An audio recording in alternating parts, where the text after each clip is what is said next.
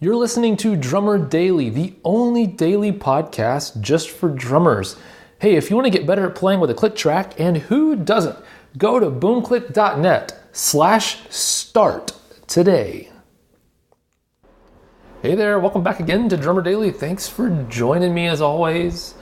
So today I want to talk about developing, I'm going to say our left hand, and this is assuming you're a right-handed drummer. I know that there are left-handed drummers who listen to this, so I'm sorry, but I was going to say non-dominant hand, but that's a little complicated. It's a long word to keep saying. So I'm going to say left hand, but what I mean when I say left hand in this episode is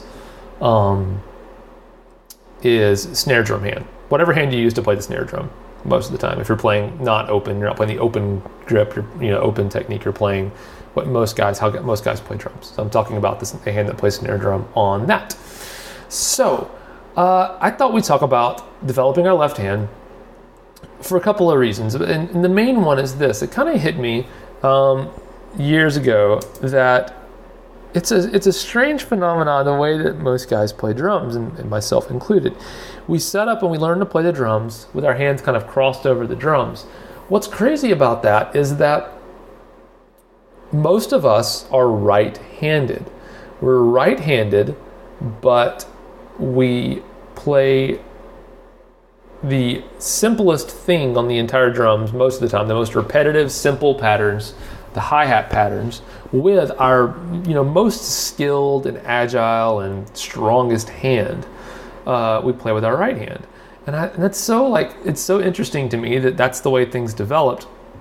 I'm sure that the musical requirements years and years ago, when the drum set was kind of first coming around as its own instrument, were a little different than they are now. So maybe that's what it is. It's back then the way you played was different, and so that didn't matter as much, and just slowly over time, without thinking about it, people developed the habit of playing the hi-hat with their dominant hand. So anyway, I just think it's interesting that we play the simplest pattern most of the time on the drums with our strongest hand. It's like all that energy is being wasted. We could do all these cool things if we played differently. And in fact, what's funny is when I first learned to play drums, again, I think I've said this before, I sound so old when I say stuff like this, but when I learned to play drums, I was 5 years old, started playing drums, and there wasn't YouTube or anything like that, and if I wanted to watch movies or videos or concerts, it was VHS tapes, and there weren't that many available, out in the world. You didn't go to Walmart or anywhere, and find a bunch of live concert videos sitting around, and even if you go to a concert, you can't really see the drummer very well if you're going to a big arena, and you might watch like the Tonight Show or something, but then you don't see the drummer for very long. So as a kid, you just don't see much of that, and so I learned to play drums based on what I thought was the right way. I just taught myself. I didn't have anyone saying hold the sticks this way, put your hands here, and do that. And naturally, as a kid, I started playing open-handed. So playing the hi-hat with my left hand, playing the snare with my right hand. And I think that's interesting because that's probably a better way, objectively speaking, that's probably a better way to play. I know it's hard for me to think about that now because I play the other way so much. But I think objectively that's probably makes more sense for most people. Anyway, who cares why it is the case? It is the case, and I'm talking about how we can move beyond that and learn some new things. So the goal, I think, with this, and this is of course a short podcast episode, so I'm not going to get too far into this, but the goal that we want to achieve with our left hand is not just to develop habits, which all of us have, but we want to find what I would say is complete freedom for our left hand. So what I'm saying is, do we fill in those ghost notes or do we not? Do we accent certain notes on the left hand with the hi-hat or do we not? We don't want to get locked in where we're filling in all those upbeat 16th notes in between the hi-hat all the time with our snare hand. We basically just want to be intentional about everything we do, but we want to have the freedom to not have to think about it so much. And this kind of goes back to I saw a talk a few years ago by Victor Wooten, who's a bass player, and he talked about, his playing, and I could be getting this completely wrong as far as his explanation for it, but he basically said, like, his playing is sometimes highly technical, or he sounds highly technical. It's very complicated sometimes. But he said he doesn't think about it in a complex way.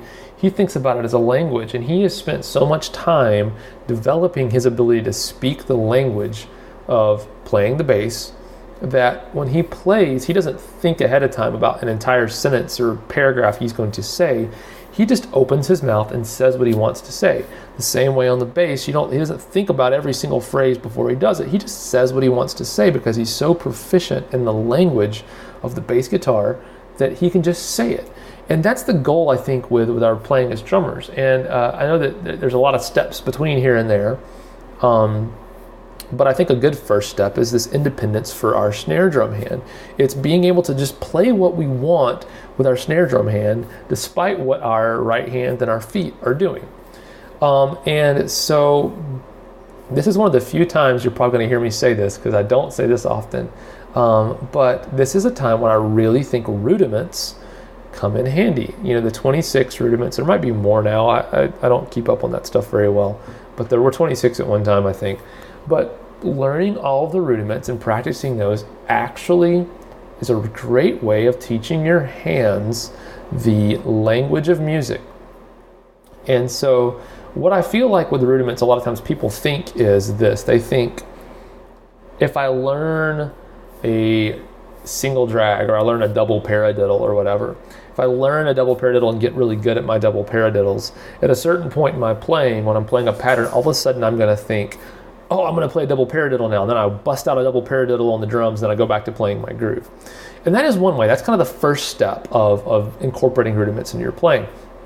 But the more exciting, the more exciting aspect, I think, of learning rudiments and getting really good with the rudiments is getting past that. I'm going to play a certain rudiment in my pattern, and it is my hands just do what they want. I can play whatever I want. I can play eighth notes or 16th notes in my right hand, but I can play drags and doubles and singles and triples on my left hand while I'm playing this other thing on my right hand. It's complete independence of the two limbs in a way that serves the groove we're playing, it serves the song we're playing, it allows us just to do what we want on the drums. And so that is the more exciting, I think, aspect of learning rudiments. Like, again, I don't suggest go practice your rudiments for many other reasons, but this is definitely a case where playing rudiments is super handy, super useful. And then one more thing to think about.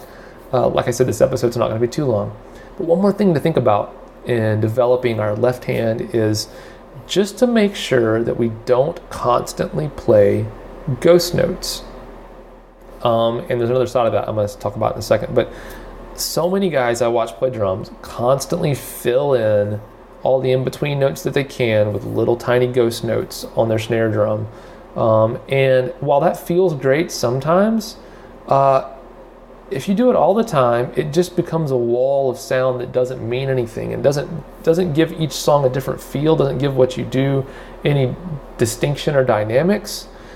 So we have to be really careful about that. I have to be really careful about that. The way I break out of that sometimes is I'll play along with music. Maybe it's a different style of music that gets me out of that, forces me not to do that. That's one thing to do.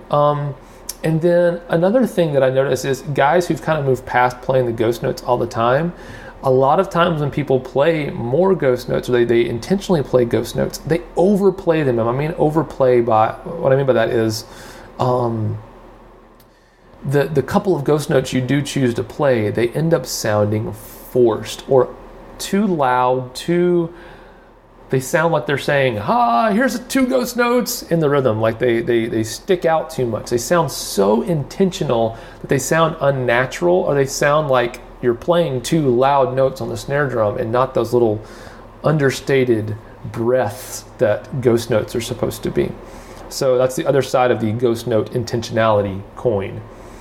That's a good name for a band, maybe. I don't know. Ghost note intentionality coin. If you name your band that, send me $10. It's yours to have. I'm kidding. Anyway, so I hope those are a few tips that help you out with playing some different patterns with your left hand, unlocking that left hand, getting more out of it, playing what you want, developing the language of music in your playing. There's so much to be talked about here, but I hope this is helpful for you. And I will talk to you again really soon. Thanks for joining me. Bye.